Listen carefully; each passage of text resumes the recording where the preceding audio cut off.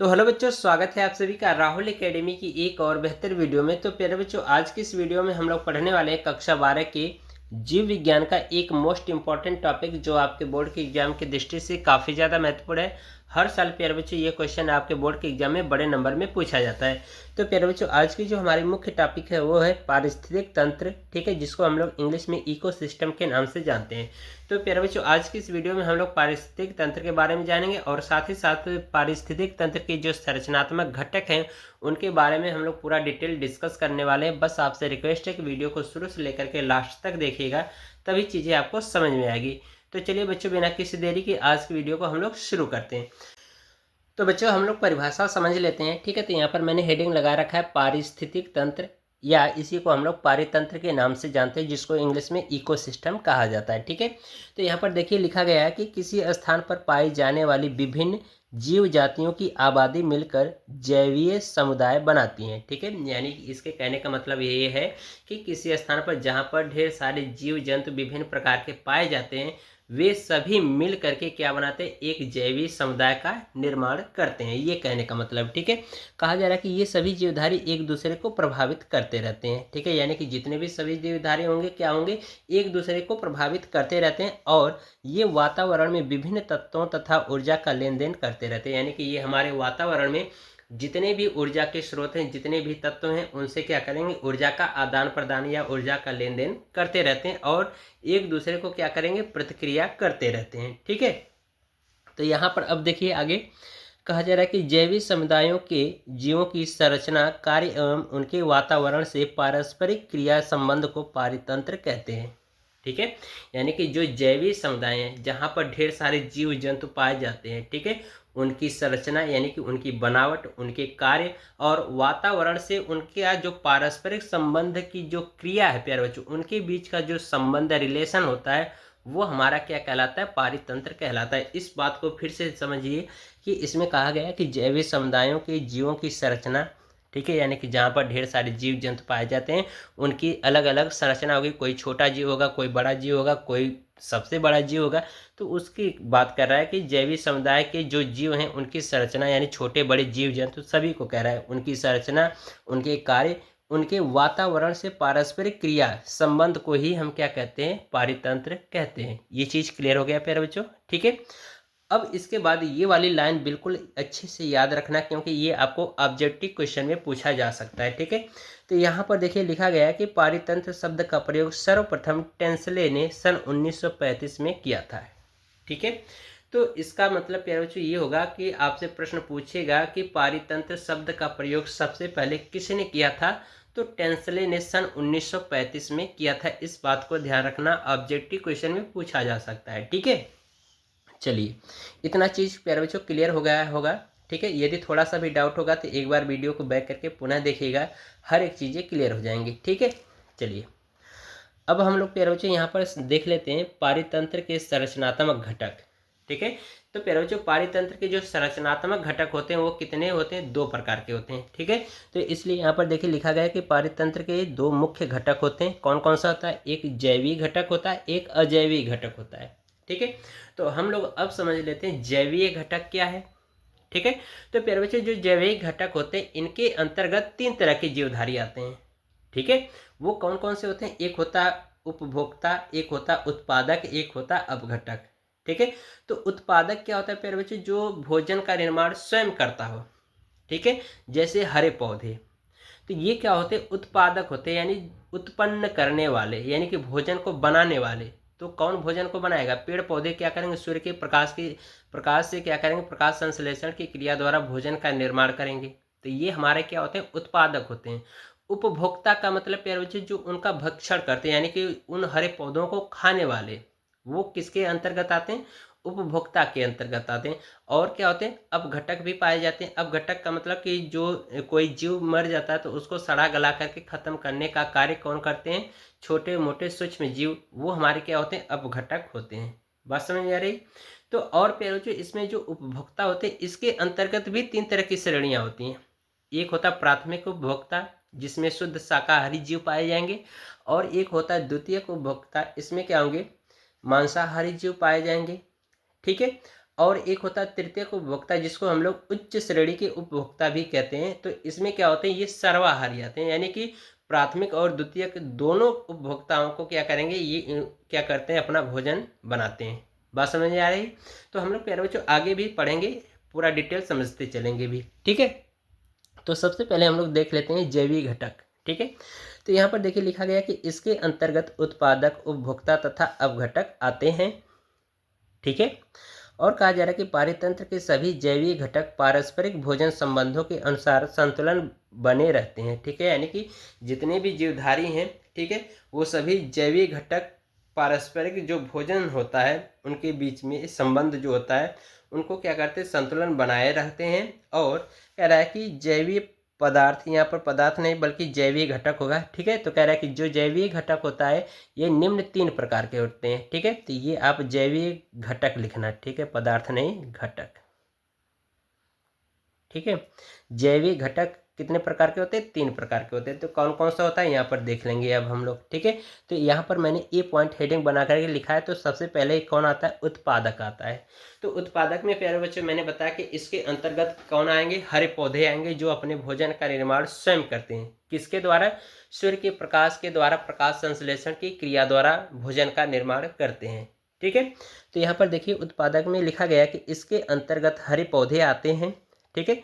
पौधे जल तथा कार्बन डाइऑक्साइड से पर्णहरित तथा प्रकाश की उपस्थिति में प्रकाश संश्लेषण की क्रिया द्वारा कार्बनिक भोजन का निर्माण करते हैं, ठीक है।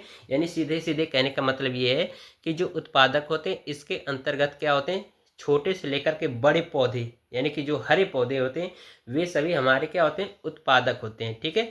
और ये सभी पेड़ पौधे क्या होते हैं, अपने भोजन का निर्माण किसके द्वारा करते हैं, सूर्य के प्रकाश के, यानी सूर्य के प्रकाश द्वारा प्रकाश संश्लेषण की क्रिया से करके कार्बनिक पदार्थों का निर्माण करते हैं, यानी अपने भोजन का निर्माण करते हैं।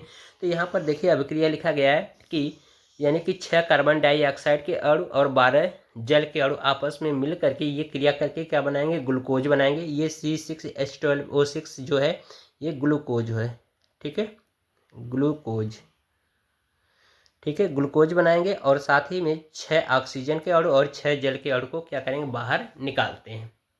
बात समझ में आ रही? डी पॉइंट हेडिंग उपभोक्ता, ठीक है। तो उपभोक्ता क्या होता है, मैंने बताया कि ये जो उपभोक्ता होते हैं ये सीधे किस पर निर्भर करते हैं, उत्पादक पर निर्भर करते हैं, यानी कि हरे पेड़ पौधों पर निर्भर करते हैं, ठीक है। चाहे वो प्रत्यक्ष रूप से हो चाहे या फिर अप्रत्यक्ष रूप से हो, ठीक है। तो यहाँ पर देखिए लिखा गया है कि समस्त जो जीवधारी जो प्रत्यक्ष या अप्रत्यक्ष रूप से भोजन के लिए हरे पौधे पर निर्भर होते हैं उपभोक्ता कहलाते हैं, ठीक है। यानी कि हम ये कह सकते हैं कि जितने भी जीवधारी हैं वे सभी जीवधारी क्या होते हैं, प्रत्यक्ष रूप से या अप्रत्यक्ष रूप से हरे पेड़ पौधे पर यानी उत्पादक पर निर्भर रहते हैं। वे हमारे क्या कहलाते हैं, उपभोक्ता कहलाते हैं। यानी कि जब ये उत्पादक क्या कर रहा है, भोजन का निर्माण कर रहा है, यानी भोजन बना रहा है, तो खाने वाला भी होगा। तो खाने वाला कौन होगा, उपभोक्ता होगा, ठीक है। तो ये क्या करेगा, उपभोक्ता किसको भोजन बनाएगा, अपना उत्पादक को, ठीक है। तो उत्पादक में कौन आएंगे, हरे पौधे आएंगे। तो इसलिए इस श्रेणी के जो जीवधारी होंगे वे सभी क्या होंगे, प्रत्यक्ष रूप से या फिर अप्रत्यक्ष रूप से अपने भोजन का निर्माण या अपना भोजन किसके द्वारा प्राप्त करेंगे, उत्पादक के द्वारा प्राप्त करते हैं। तो ये हमारे क्या कहलाते हैं, उपभोक्ता कहलाते। उपभोक्ता मतलब उपभोग करने वाला यानी खाने वाला है, ठीक है। तो ये चीज़ है। तो यहाँ पर कहा जा रहा है कि सभी जीवधारी उपभोक्ता की श्रेणी में आते हैं, यानी कि जितने भी जीवधारी होंगे वे सभी क्या होंगे, उपभोक्ता की श्रेणी में आएंगे, ठीक है। लेकिन इसमें भी 3 तरह के लोग होंगे, जैसे कि हम इंसानों में 3 तरह के इंसान होते हैं, ठीक है। एक तो शुद्ध शाकाहारी इंसान होते हैं, एक मांसाहारी होते हैं, एक सर्वाहारी होते हैं। तो उसी तरह से यहाँ पर उपभोक्ता में भी 3 तरह के जीवधारी होंगे, ठीक है। एक शाकाहारी जीव होंगे जिसको हम लोग प्राथमिक उपभोक्ता कहेंगे।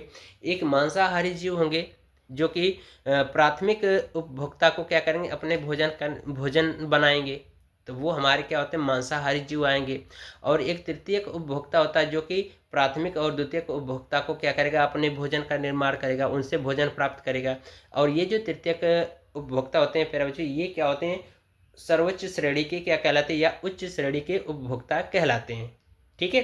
तो आगे हम लोग इसमें समझेंगे। ठीक है, तो चलिए हम लोग अब समझ लेते हैं आगे की चीज़ें। यानी कि यहाँ पर देखिए कहा गया है कि ये 3 प्रकार के होते हैं, यानी उपभोक्ता जो होते हैं वो कितने प्रकार के होते हैं, 3 प्रकार के। ठीक है, एक होता है आपका प्राथमिक उपभोक्ता, एक द्वितीयक और एक तृतीयक उपभोक्ता होता है। ठीक है, तो अब हम लोग इन तीनों के बारे में एक एक करके आगे समझते हैं। ठीक है, तो यहाँ पर देखिए मैंने पहली पॉइंट हेडिंग लगा रखा है प्राथमिक उपभोक्ता है। ठीक है, तो प्राथमिक उपभोक्ता क्या है, तो इसमें देखिए लिखा गया है कि इसके अंतर्गत शाकाहारी जंतु आते हैं जो अपना भोजन सीधे पौधों से प्राप्त करते हैं। ठीक है, यानी कि जो प्राथमिक उपभोक्ता होते हैं, मैंने बताया कि इसके अंतर्गत क्या होते हैं, शुद्ध शाकाहारी जंतु आएंगे जो अपना भोजन किससे प्राप्त करेंगे, हरे पेड़ पौधों से प्राप्त करेंगे। जैसे यहाँ पर कहा गया कीड़े मकोड़े, यानी कुछ छोटे मोटे कीड़े मकोड़े जो होते हैं वो क्या होते हैं, हरे पौधों की पत्तियों को खा करके अपने भोजन का निर्माण करते हैं, यानी अपना भोजन बनाते हैं। खरगोश भी इसी श्रेणी के अंतर्गत आता है, घास खाता है। ठीक है, बकरी भी है, गाय भी है, हिरन भी, ये सभी हमारे क्या होते हैं, शाकाहारी जीव होते हैं। और ये किस श्रेणी में इनको रखा गया है, प्राथमिक उपभोक्ता वाली श्रेणी में इनको रखा गया है, जो कि ये किससे अपना भोजन प्राप्त करेंगे, हरे पेड़ पौधों द्वारा, यानी कि उत्पादक द्वारा अपना भोजन प्राप्त करेंगे। ठीक है, अब इसके बाद प्यारे बच्चों हम लोग देख लेंगे दूसरी पॉइंट हेडिंग द्वितीयक उपभोक्ता है। ठीक है, तो द्वितीयक उपभोक्ता में क्या होते हैं प्यारे बच्चों, इसको देख लेते हैं। इसमें कहा जा रहा है कि प्राथमिक उपभोक्ता अथवा शाकाहारी जंतुओं से भोजन प्राप्त करने वाले मांसाहारी जंतु द्वितीयक उपभोक्ता कहलाते हैं। बात समझ में आ रही, इसके कहने का मतलब ये है कि चाहे वो, यानी कि कह रहा है कि प्राथमिक उपभोक्ता हो या अथवा उसी को कह रहा है कि शाकाहारी जंतुओं से वे जीव जो अपना भोजन प्राप्त करते हैं वे हमारे क्या कहलाते हैं, द्वितीयक उपभोक्ता कहलाते हैं। जैसे कि यहाँ पर मेढक है, बिल्ली है, भेड़िया है। ठीक है, तो यानी प्यारे बच्चों हम ये कह सकते हैं कि जो ये बिल्ली है यहाँ से इनको भोजन प्राप्त कर लेगा, यानी कि खरगोश को मार के खा जाएगा। ठीक है, तो इसका मतलब ये है कि जो द्वितीयक श्रेणी के जो उपभोक्ता होते हैं प्यारे बच्चों, ये सीधे किस पर निर्भर करते हैं, प्राथमिक श्रेणी के उपभोक्ता पर निर्भर करते हैं, यानी कि इनके द्वारा अपना ये भोजन का निर्माण करते हैं। तो ये इसीलिए यहाँ पर लिखा गया कि प्राथमिक उपभोक्ता अथवा शाकाहारी जंतुओं से प्राप्त भोजन करने वाले मांसाहारी जंतु द्वितीयक उपभोक्ता कहलाते हैं, जैसे मेढक, बिल्ली, भेड़िया आदि। ठीक है, तो प्यारे बच्चों यहाँ पर बिल्ली क्या करेगी, खरगोश का अपना भोजन बना लेगी। ठीक है, और ये जो मेढक है छोटे मोटे कीड़े मकोड़ों को क्या करेगा, अपना भोजन बना लेगा। बाकी भेड़िया जो है बकरी को, हिरन को अपना भोजन बना लेगा। ठीक है, तो इसका मतलब ये है कि ये जो द्वितीयक श्रेणी के जो उपभोक्ता होते हैं प्यारे बच्चों, ये प्राथमिक श्रेणी के उपभोक्ता पर निर्भर करते हैं। ठीक है, यानी प्राथमिक श्रेणी के जो उपभोक्ता होते हैं उनको अपना भोजन बनाते हैं, ये द्वितीयक श्रेणी के उपभोक्ता है। ठीक है, अब प्यारे बच्चों हम लोग समझ लेते हैं तृतीयक उपभोक्ता क्या है। ठीक है, तो यहाँ पर देखिए तीसरी पॉइंट में हेडिंग मैंने लगा रखा है तृतीयक उपभोक्ता है। ठीक है, तो इसमें देखिए कहा गया है कि द्वितीयक उपभोक्ताओं से भोजन प्राप्त करने वाले मांसाहारी जंतु तृतीयक उपभोक्ता कहलाते हैं। यानी कि द्वितीयक उपभोक्ता से जो अपना भोजन प्राप्त करता है, ठीक है, या जो भोजन बनाते हैं, वे जंतु हमारे क्या कहलाते हैं, या वे मांसाहारी जंतु क्या कहलाएंगे, तृतीयक उपभोक्ता कहलाएंगे। ठीक है, जैसे मैंने कहा कि प्राथमिक उपभोक्ता से भोजन प्राप्त करने वाले जो जंतु होते हैं वो हमारे द्वितीयक उपभोक्ता, और तृतीयक उपभोक्ता क्या होते हैं, वे द्वितीयक उपभोक्ता का क्या करेंगे, अपना भोजन का निर्माण करेंगे। जैसे कि यहाँ पर मैं कह सकता हूँ कि ये द्वितीयक उपभोक्ता जो है ये प्राथमिक उपभोक्ता से अपना भोजन बनाएंगे। ठीक है, तो तृतीयक उपभोक्ता किसको अपना भोजन बनाएंगे, द्वितीय उपभोक्ता को अपना भोजन बनाएंगे। ठीक है, तो इसलिए यहाँ पर कहा गया है कि द्वितीय उपभोक्ताओं से भोजन प्राप्त करने वाले मांसाहारी जंतु तृतीय उपभोक्ता कहलाते हैं, जैसे सांप, मोर, शेर, चीता आदि। ठीक है, ये चीज़ समझ में आ रहा है। यदि प्यारे बच्चों थोड़ा सा भी डाउट होगा तो एक बार वीडियो को बैक करके दोबारा देखिएगा, ये आपसे रिक्वेस्ट है, हर एक चीज़ें क्लियर हो जाएंगी। ठीक है, बात समझ में आ रही। अब इसके बाद आगे देखिए बच्चों, इसमें कहा जा रहा है कि तृतीयक श्रेणी के उपभोक्ता जो सभी शाकाहारी तथा मांसाहारी जंतु से भोजन प्राप्त करते हैं सर्वोच्च मांसाहारी कहलाते हैं। ठीक है, यानी कि हम ये कह सकते हैं कि जो तृतीयक उपभोक्ता होते हैं प्यारे बच्चों, वे सभी जीवधारी क्या करते हैं, शाकाहारी और मांसाहारी, यानी कि प्राथमिक और द्वितीयक दोनों उपभोक्ताओं से या दोनों जंतुओं से क्या करेंगे, अपना भोजन प्राप्त करते हैं। तो ऐसे जीवधारी को हम क्या कह सकते हैं, सर्वोच्च मांसाहारी जंतु कहते हैं। ठीक है, तो यही इसके कहने का मतलब है कि तृतीयक श्रेणी की जो उपभोक्ता होते हैं, यानी इस श्रेणी की जो उपभोक्ता है वो द्वितीयक उपभोक्ता और तृतीयक उपभोक्ता को क्या करेंगे, अपना भोजन बनाते हैं। तो ऐसे जीवधारी को हम क्या कहते हैं, सर्वोच्च मांसाहारी कहते हैं। ठीक है, जैसे शेर और चीता आदि। बात समझ में आ रही। अब प्यारे बच्चों हम लोग समझ लेते हैं अपघटक।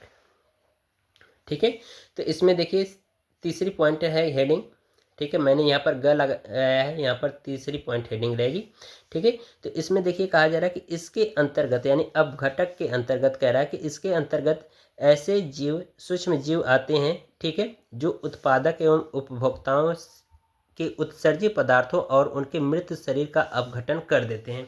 यानी कि कह रहा है कि अपघटक के अंतर्गत ऐसे सूक्ष्म जीव आते हैं जो उत्पादक एवं उपभोक्ताओं के जो उत्सर्जी पदार्थ हैं यानी मलमूत्र और उनके जो मृत शरीर है उनको क्या करते हैं, अपघटन कर देते हैं। ठीक है, जैसे कोई जीव मर जाता है, ठीक है, तो उनको कुछ पक्षी, गिद्ध, कौवा आदि खा करके उनको नष्ट कर देते हैं, कुछ भेड़िया खा करके नष्ट कर देते हैं।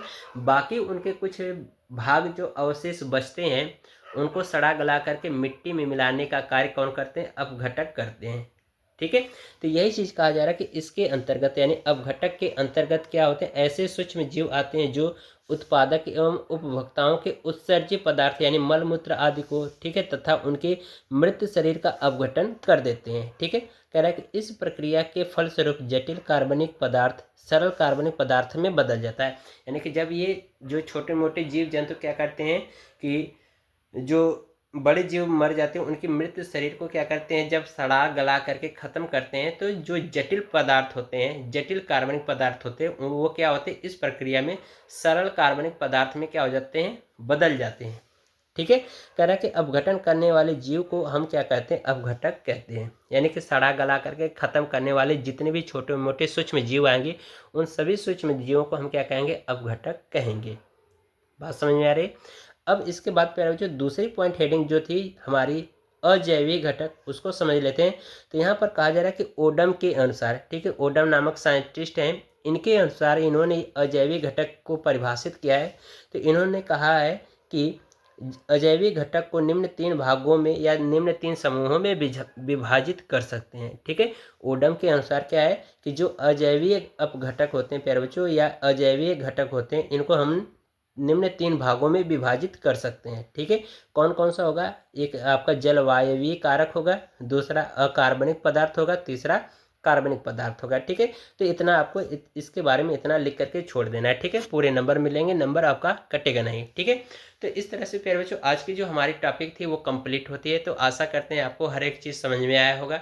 यदि प्यारे बच्चों थोड़ा सा भी डाउट होगा तो एक बार वीडियो को बैक करके पुनः देखिएगा, हर एक चीज़ें क्लियर हो जाएंगी। ठीक है, तो मिलते हैं इसी तरह से आपसे अगली वीडियो में, तब तक के लिए गुड बाय, थैंक यू, जय हिंद बच्चों।